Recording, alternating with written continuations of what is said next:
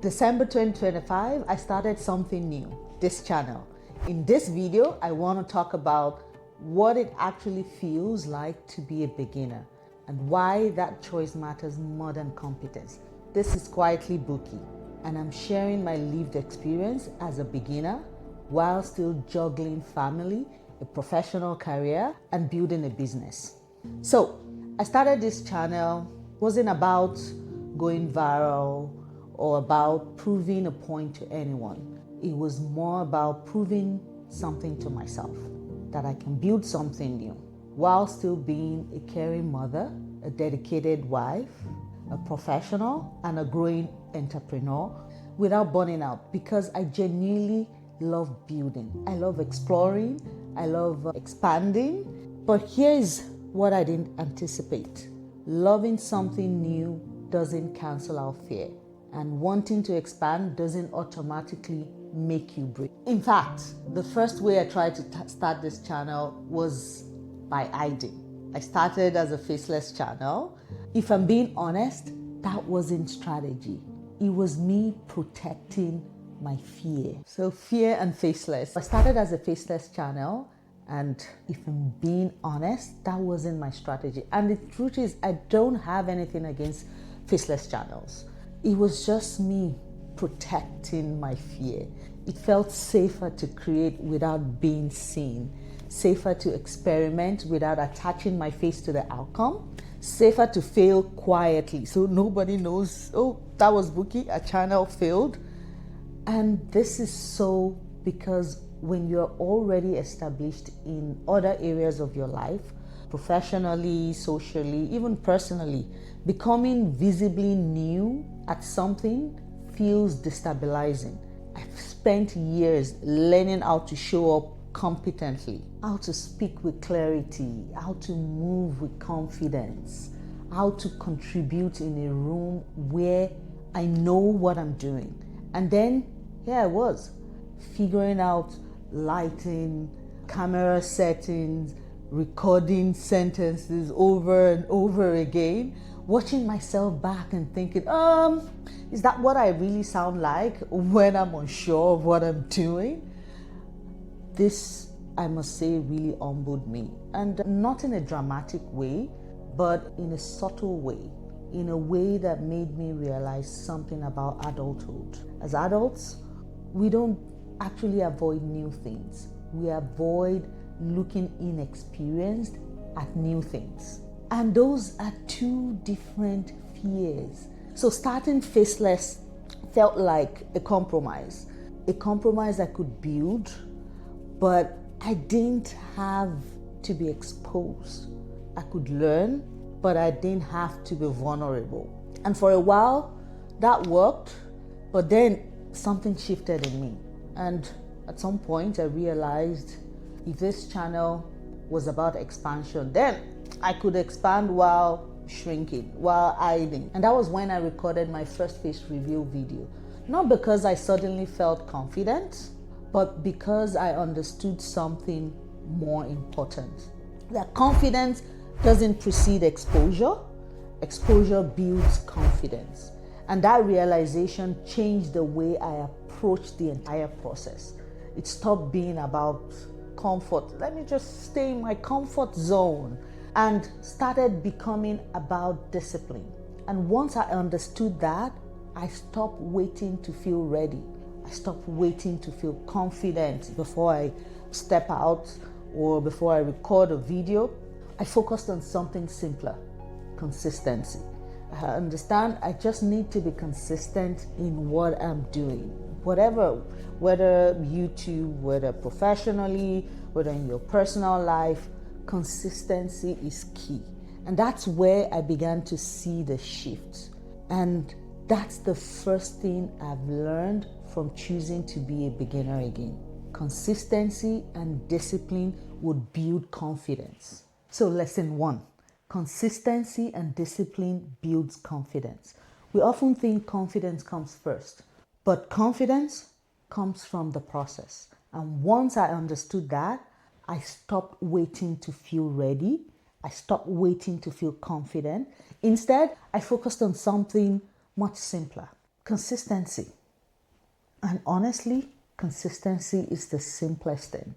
Because if I don't start the process, how do I build confidence in the thing I say I want?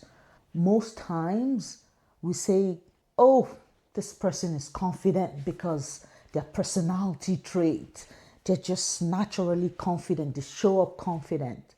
But I realized it's actually a byproduct of repetition. So confidence is a byproduct of repetition. You do the thing, you survive that one awkward moment, you do it again and again and again, and somewhere in that repetition, something shifts. Not dramatic, quietly. Your body relaxes, your voice steadies. You're confident in front of the camera or in your profession, whatever it is. Your decision becomes quicker. You spend less time negotiating with yourself. Should I do this? Should I not? That's not magic. It's the reading. And reading only comes from staying. I've seen this play out, not just in myself, but in the people I deeply respect. So two of my friends made a major career pivot from banking into nursing. One of them in her late 30s then, the other in her early 40s. They didn't pivot because they felt confident or because they suddenly know, oh, I can do this. They pivoted because they were willing to be beginners again. And by the way, shout out to Nurse E and Nurse O. I love you ladies dearly. I remember one of them telling me how terrified she was the first time she had to administer an injection, and her hands were visibly shaking, her voice uncertain. But she did it anyways. And then she did it again and again and again. And now, years later, that same action that once triggered fear is just part of her identity. That's what she does every day, saving lives, caring for people. And that's the part we don't talk about enough. When you repeat something long enough, it stops becoming something you're trying. It becomes something you are. So, consistency builds identity, and identity reinforces confidence. And once I understood that, I stopped waiting to feel ready. I stopped waiting to feel confident. Instead, I focused on something simpler: consistency, not the other way around. So, lesson 2: repetition creates clarity. Repetition doesn't just build confidence, it builds clarity. Because every time you repeat an action, your brain gathers data. What worked, what didn't work, what felt aligned, what felt forced, what comes natural to you. And you see that progress and that change as you grow in your journey. And when I compare my first video to my fourth or fifth video, I don't just see improvement in the editing, I see improvement in my thought structure, in my pacing, in my comfort level. I feel relaxed now showing up on camera. I get spontaneous about doing a video. Like yesterday, I made a video about cooking seafood broth for the first time, and you can check out some beginner moment video in this playlist. Also, the time it took me to edit my first video versus now is significantly different. And by the way, I use a tool called Descript for my edits. It's so easy, especially for beginners. And I'll leave the link below so you can check it out. So back to what I was saying. The improvement I noticed didn't come from the tools. It came from repetition, doing it over and over again. Times I made mistakes, I learned from my mistakes, because repetition then creates patterns. And patterns could either be negative pattern or positive. So we need to evaluate and ask ourselves, am I creating a pattern of avoidance, or am I creating a pattern of growth? And we focus on the positive. So the moment you begin something new, you your brain reacts, your brain shifts. Sometimes with excitement, sometimes with resistance. But either way, your brain reacts. And if you stop too early, your brain never gathers enough data to decide whether something is right for you or something is wrong. So repetition gives you enough exposure to move from emotions to evaluation, from fear to feedback, and from doubting yourself to a clear direction. And I think this is where adulthood gets complicated. And honestly, that's a topic for another day. I don't want to overcomplicate my life, so what I'm learning is simple. Consistency. Just show up. My confidence grows when I stay. When I'm consistent at something and I stay, I focus. Clarity grows when I repeat something, when I do it again and again and again. Identity shifts when I commit.